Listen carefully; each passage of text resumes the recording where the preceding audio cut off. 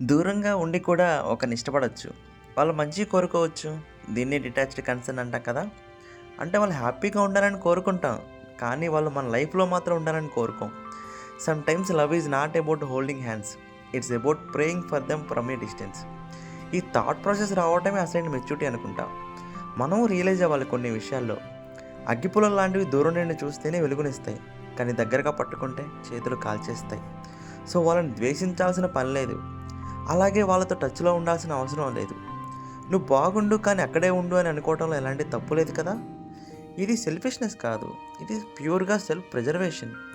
ప్రేమ ఉంది కదా అని ప్రతిసారి దగ్గరికి వెళ్లి దెబ్బతినాల్సిన అవసరం లేదు కదా!